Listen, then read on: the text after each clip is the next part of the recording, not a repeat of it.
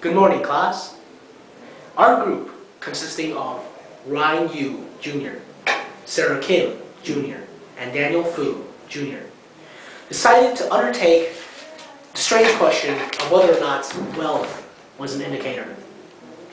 In our experiment, we plotted the GDP of specific countries versus the murder rate of the same specific country. And we did this for many countries. Our hypothesis in the beginning was that as GDP increased, murder rates would fall exponentially. To obtain our data for this research, we obtained data for 136 countries spanning 6 continents, excluding Antarctica. The GDPs for these countries were obtained through the CIA World Factbook, and the murder rates for these countries were obtained through the UN Office on Drugs and Crime website. All of this was displayed on a spreadsheet shown here. As you can see from this spreadsheet, we organized our data into 6 different categories.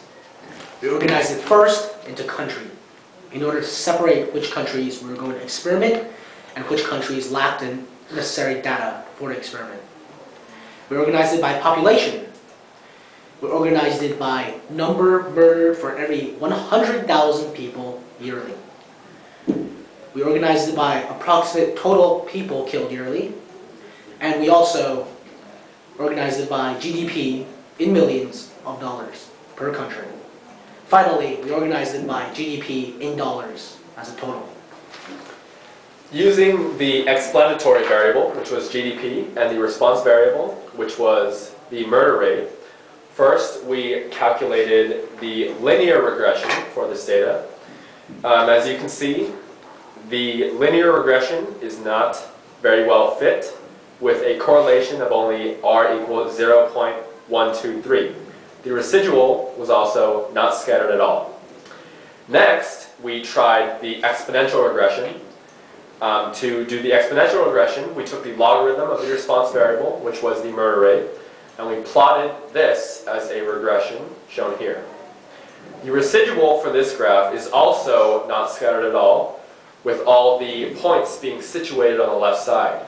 The correlation is also very weak, with an R of only 0.1975. Given that both the linear and the exponential regressions did not fit, we next moved on to the power regression. Take some time to digest this information.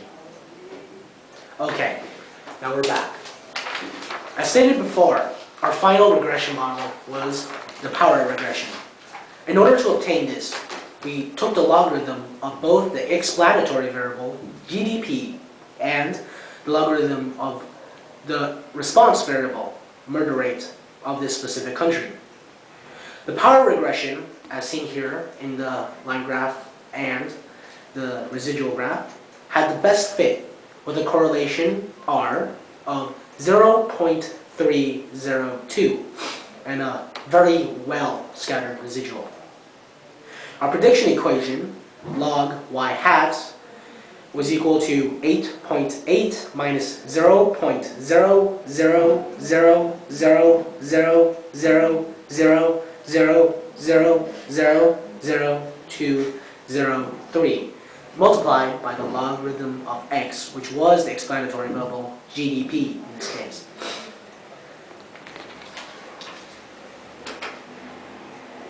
After a long research we have done, we concluded that the power regression was the best aligned fit for murder rate versus the GDP.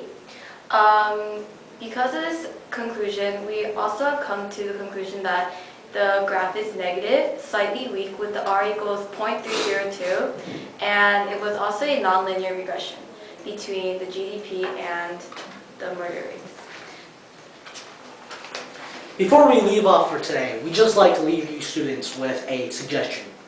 If any one of you in this class right now live in an underdeveloped, poor country, we suggest that you try to not let the conditions of your environment affect your judgment and spark you to turn crime and violence to solve conflict. No! We must do things peacefully. The governments of these countries will play a part if you decide to band together as people and do so. Good luck. God bless America. Thank you. Good night. Thank you.